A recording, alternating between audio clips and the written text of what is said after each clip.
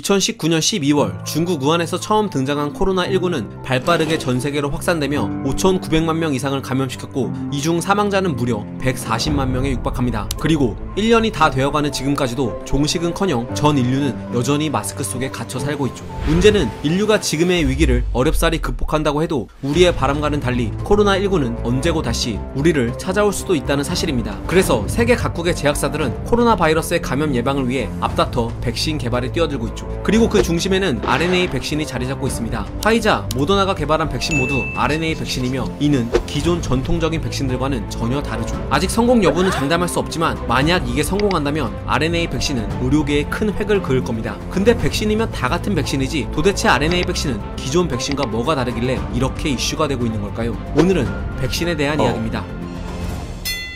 인류를 구한 가장 위대한 발명품 중 하나인 백신은 매년 300만 명 이상의 사망자를 냈던 천연두를 종식시켰으며 소아마비, 독감, 간염 등 치명적인 바이러스로부터 인류를 구했죠. 많은 사람들이 알다시피 전통적인 백신은 죽거나 고장난 바이러스, 즉 불활성화된 바이러스를 인체에 주입함으로써 면역 시스템을 활성화시킵니다. 간단히 말하자면 이렇게 불활성화된 바이러스가 주사를 통해 체내에 들어오면 T세포와 기억 B세포 같은 면역 세포들이 활성화되는데 이들 중 특히 기억 B세포는 바이러스 표면의 스파이크 단백질을 인식할 수 있는 항체라는 일종의 미사일을 만들어내고 이를 잘 기억해뒀다가 나중에 진짜 바이러스가 들어오면 기억 B세포에서는 즉시 항체를 만들고 항체는 바이러스를 꼼짝 못하도록 붙잡은 후 대식세포에게 신호를 보내줘. 그러면 대식세포는 항체가 붙잡아 놓은 바이러스를 꿀꺽 먹어치워 버립니다. 자, 그런데 여기서 문제가 생깁니다. 대량의 백신을 만들려면 그만큼 불활성화된 바이러스가 많이 필요하죠. 하지만 20세기 초 수많은 과학자들은 개구리 배아세포, 토끼 각막세포 등의 바이러스를 감염시킨 후 이 세포를 대량으로 증식시키는 연구를 했으나 당시 세포 배양 기술로는 충분한 양의 바이러스를 얻기 어려웠습니다. 그렇다면 도대체 지금의 백신은 바이러스를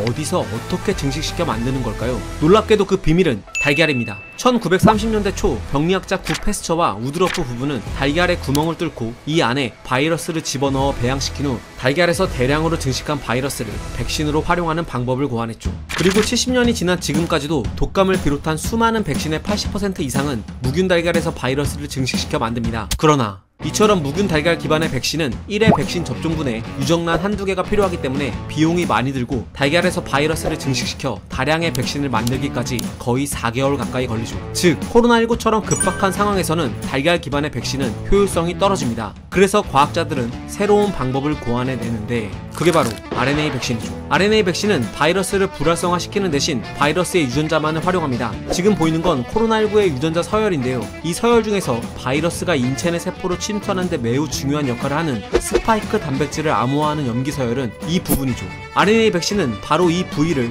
mRNA로 만들어 파괴되지 않도록 지질막으로 감싼 후 인체 내에 주사하는 방식입니다. 자, 그렇다면 이 mRNA 백신은 체내에서 어떻게 면역을 유도하는 걸까요? 바이러스의 스파이크 단백질을 만드는 mRNA는 주사를 통해 인체 내 면역을 담당하는 수지상 세포에 들어가게 됩니다. 그럼 수지상 세포는 이 mRNA를 단백질로 번역해 세포 표면에 바이러스 스파이크 단백질을 뿅 하고 제시하죠. 그럼 기억 B세포가 이 스파이크 단백질을 항원으로 인식하고 항체를 생산합니다. 쉽게 말해 바이러스 증식 장소가 달걀이 아닌 인체 내 세포인 셈이죠. 이렇게 만들어지고 기억된 항체는 나중에 진짜 코로나19가 침입했을 때도 바이러스의 표면 단백질을 인식할 수 있기 때문에 동일한 면역 반응을 일으킵니다. mRNA 백신은 수개월 걸리던 달걀 백신과는 달리 일주일이면 실험실에서 만들 수 있고 무엇보다 코로나처럼 돌연변이가 잦은 바이러스에도 유리합니다. 바이러스의 염기 서열에 변이가 일어나도 변이된 염기 서열로 mRNA를 설계할 수 있기 때문이죠. 이와 비슷한 방법으로 DNA 백신이 있긴 하지만 DNA 백신은 반드시 세포 내 핵 안으로 들어간 후 단백질이 만들어져야 한다는 번거로움이 있습니다.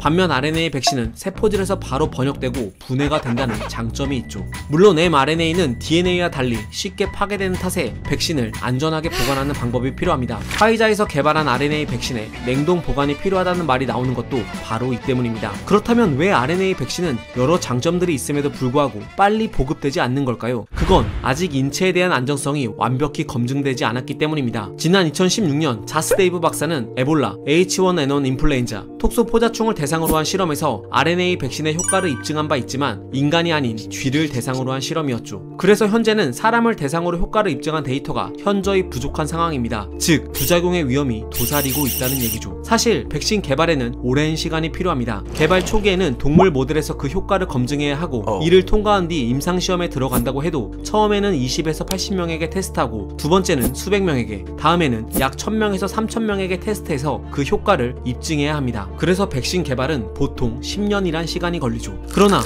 코로나 사태는 이 모든 상식을 뒤엎었습니다. 감염자가 급증하는 현재 전 세계는 하루라도 빨리 백신이 필요한 상황이죠. 그래서 FDA는 RNA 백신이 새로운 시도임에도 불구하고 그 가능성과 필요성에 무게를 두고 임상시험, 긴급 사용 같은 승인 절차를 서둘러 진행하고 있습니다. 물론 화이자가 말하는 RNA 백신 효과 90%는 항체 생성률을 의미하진 않습니다. 여기서 말하는 90%는 백신 실험 참여자 44,000여 명 중 94명이 코로나에 감염됐는데 이 94명 중 진짜 백신을 맞은 접종자가 10% 미만, 반대로 위약 투여자가 90% 이상임을 뜻하죠. 또 백신의 면역 지속 시간이 얼마나 길지, 새로운 변종에도 잘 대처할 수 있을지, 무증상 감염자에게도 효과가 있을지 등 아직 추가적인 연구들이 더 필요합니다. 그래도 저는 개인적으로 이번 RNA 백신이 긴 터널을 지나고서 보이는 한 줄기 희망의 빛이 됐으면 하는 바람입니다. 인류는 늘 위기를 극복해가며 한 단계 도약을 이루어냈고 우리는 이번 팬데믹 사태도 슬기롭게 헤쳐나갈 수 있을 겁니다. 하루라도 빨리 마스크를 벗는 세상이 왔으면 좋겠습니다.